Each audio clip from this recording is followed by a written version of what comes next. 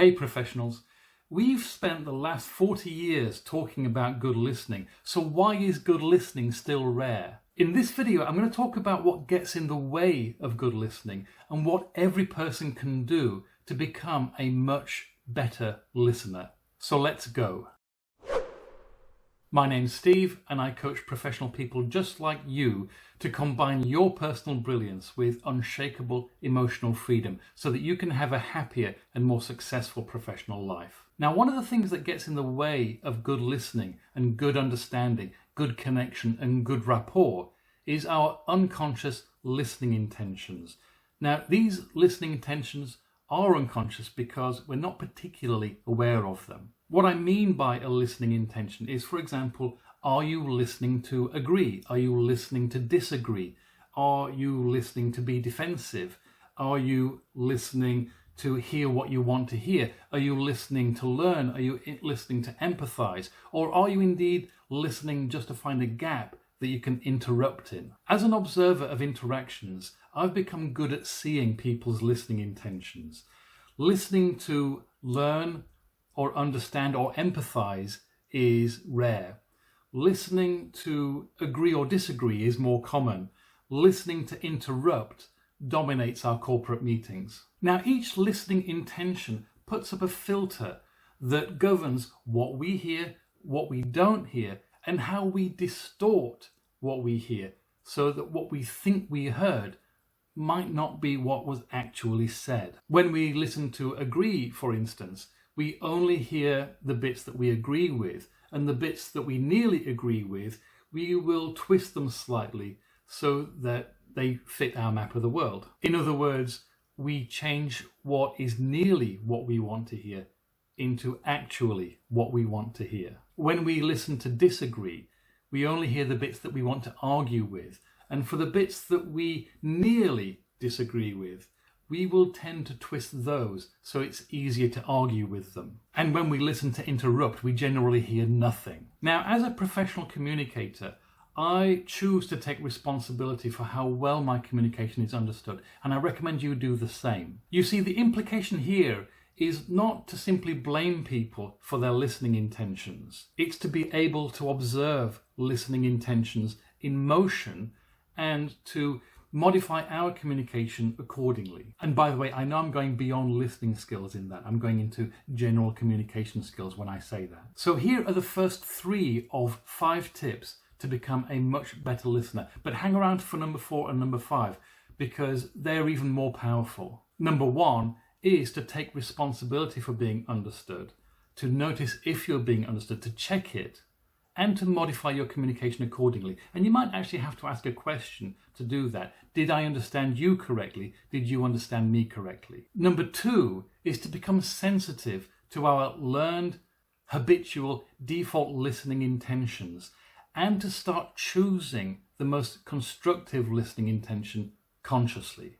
Generally speaking, listening to learn, to be curious, to understand is more productive than listening to agree or disagree. And number 3 is to become sensitive to other people's listening intentions in motion so that you can modify your communication strategy. By the way, if you're enjoying this video so far, do give it a thumbs up and don't forget to subscribe to the channel and click the notifications bell so that you'll know when new content arrives. Now, we can actually be the cause of a shift in another person's listening intention. For example, if I signal that I'm about to have a conversation which will criticize you in an environment where you don't feel psychologically safe, then I will probably elicit in you a shift towards a defensive listening intention. Which brings me to tip number 4, which is to become sensitive to how we can shift other people's listening intentions,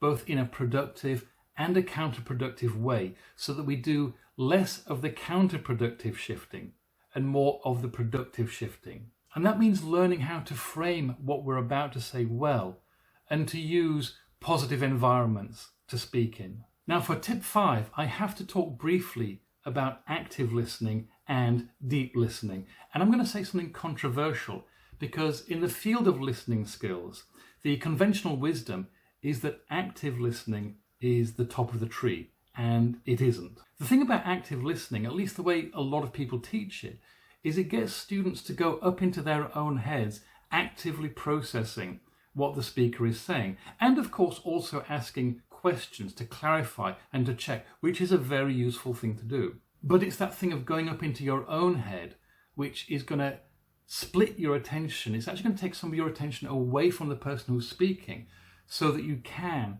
consciously think through what they're saying. Now, of course, masters of active listening get to the stage where they can put the vast majority of their attention on the speaker and only a little bit on their conscious internal processing. And that's definitely the place to get to with active listening. But the thing about that active processing part is that our conscious faculties have got limited capacities. There are plenty of psychological experiments that demonstrate that. And while any proportion of our attention is taken away from the speaker and onto our thinking about what the speaker is saying, then there's a chance we could miss something. A subtle analog mark on a word, for example, or a micro gesture, or a telling choice of a word, or the telling absence of a word. You see, what's not being said is potentially just as important as what is being said. And that's where our intuitions about language come important. This is where it's also important to have some experience with pragmatics and patterns of plausible inference, all of which, by the way, are only taught on the most advanced communication skills courses. The thing is, language is generated and processed unconsciously, and our unconscious language processing faculties can do a much better job than our conscious processing faculties. To quote John Laval, the president of the Society of NLP, "Your brain works faster than you think." Now, if you didn't get the delicious double meaning of that, I'm going to insert a word that shouldn't be there that might help you get what I'm pointing at. Your brain works faster than you can think. So this is where deep listening comes in. This is where we get out of our head completely, where we don't do any conscious or active processing, but we just become fully present with the speaker. It's like listening not just with the ears, but with the ears and the eyes and indeed the whole body. Not just listening to the words, but tuning into the tone of the words and the rhythm of the words to resonate with the emotions of the speaker and let our unconscious language processing faculties do their work. It's like listening in a trance-like state, a meditative state, but there's an important clarification here. A lot of people think of meditative states and trance states as sleepy and drifting away, but actually no, these states can also be of great focus.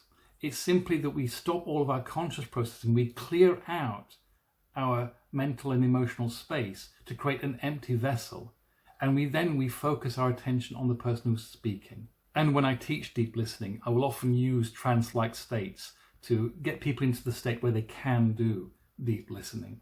It's like listening into a silent vessel rather than a noisy one. And by the way, you can still ask questions. You can still check that you heard something right. You can still check that you understood something right. That's still a good idea. So why do we stop at active listening?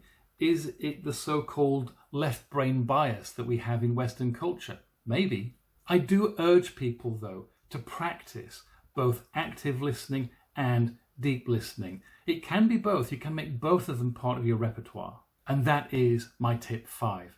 Practice active listening and deep listening. Now, to do both active listening and deep listening well, there are 2 qualities which are worth developing. And I talk about those qualities and how to develop them in this video here.